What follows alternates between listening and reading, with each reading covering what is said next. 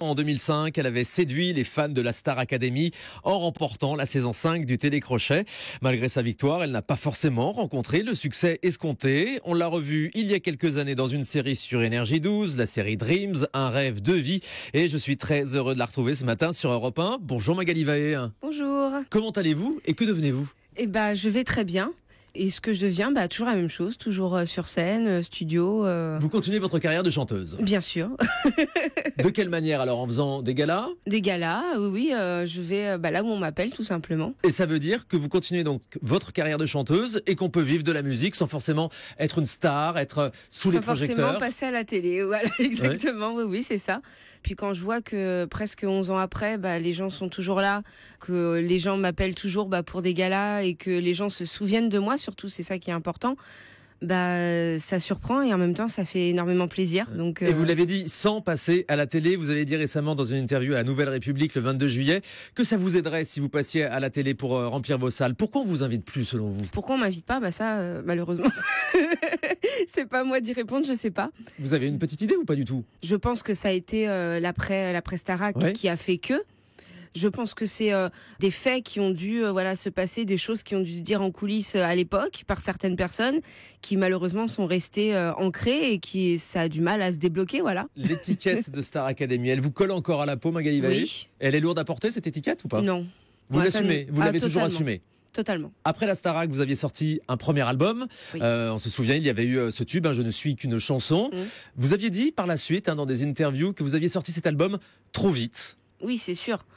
J'ai été très bien entourée avec Rick Allison, il m'a très bien aiguillée. Grand producteur, c'est vrai. Mais je pense qui avait connu beaucoup de succès avec d'autres artistes. Oui, exactement. Entre autres Lara Fabian et Chimène Badi. Ouais, c'est pas rien. C'est pas rien.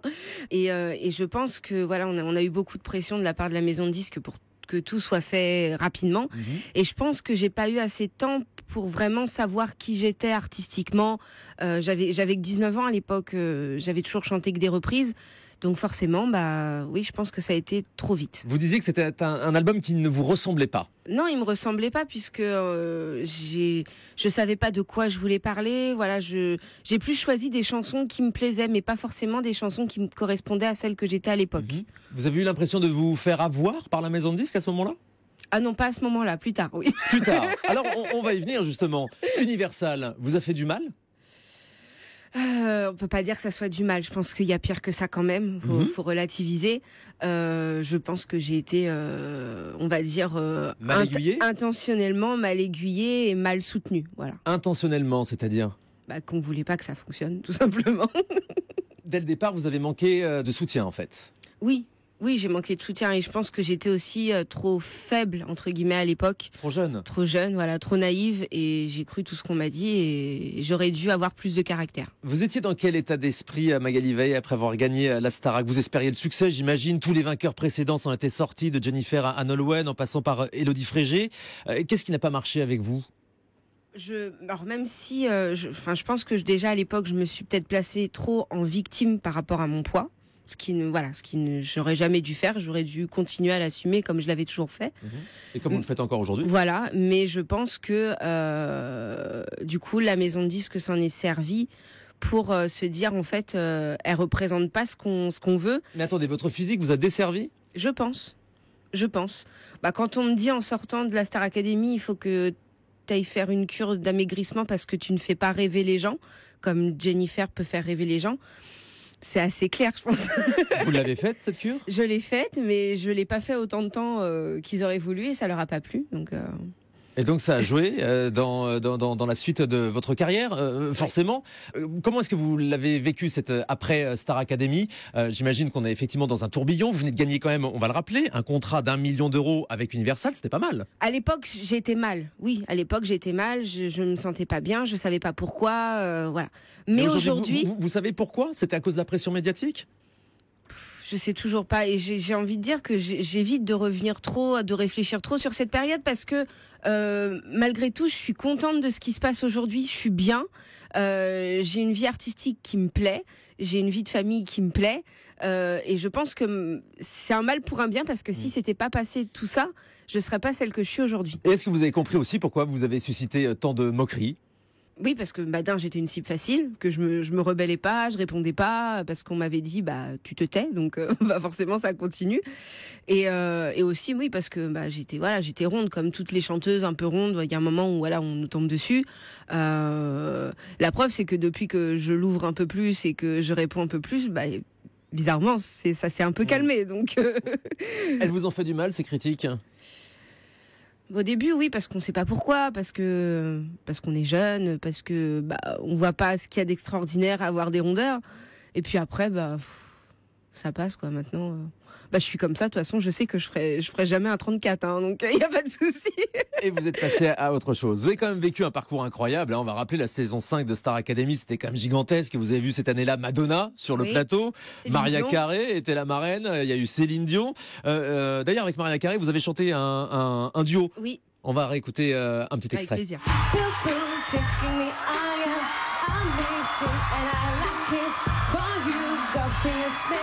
Baby, come and get it, you should really fitting me.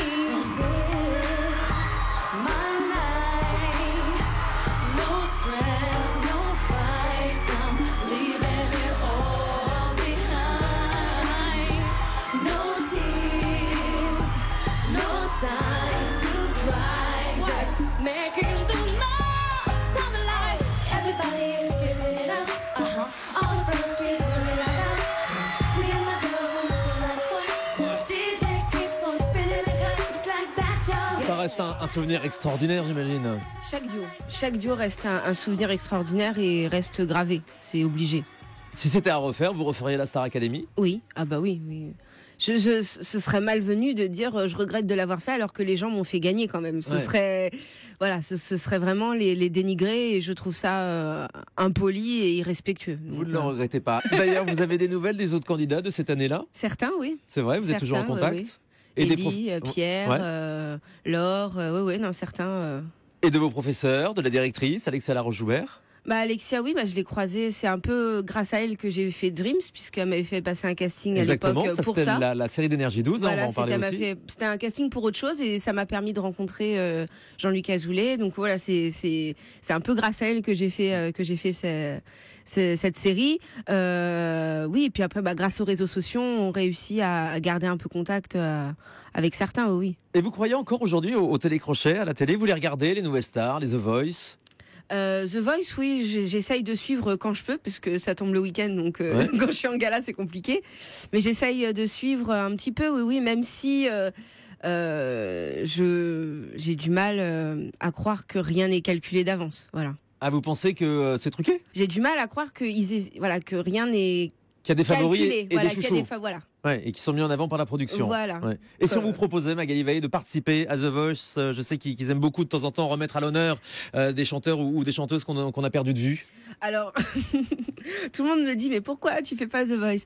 Pourquoi? Parce que j'ai déjà gagné une émission et que ce serait, je pense qu'il y a plein d'autres artistes qui méritent d'avoir la place de gagnant.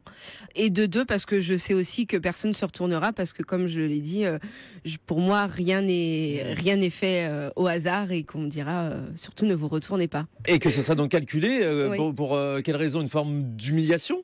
Ah oui, de toute façon, j'ai eu l'habitude, donc je vais pas chercher à me faire battre encore une fois. En tout cas, vous le dites avec le sourire.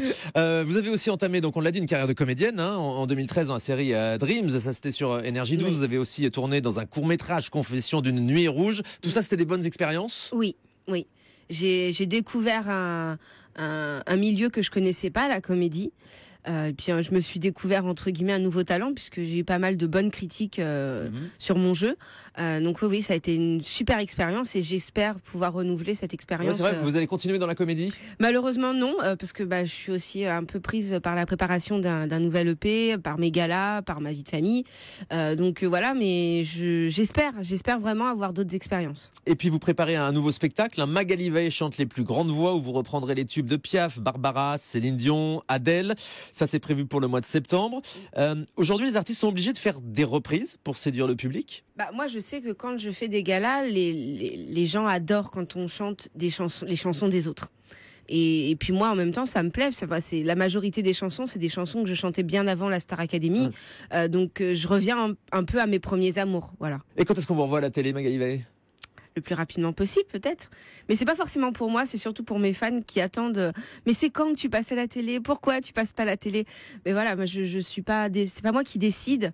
Voilà, c'est les productions Et aujourd'hui, vous n'avez toujours pas de réponse. Pourquoi tu ne passes pas à la télé? Vous ne savez pas. Non, faudrait demander aux producteurs. Ça, malheureusement, je sais pas. En attendant, vous poursuivez vos galas partout en France. La prochaine date, ce sera le 16 août prochain au Théâtre Antique de Vaison-la-Romaine. Merci beaucoup Magali Vaé. Merci à vous.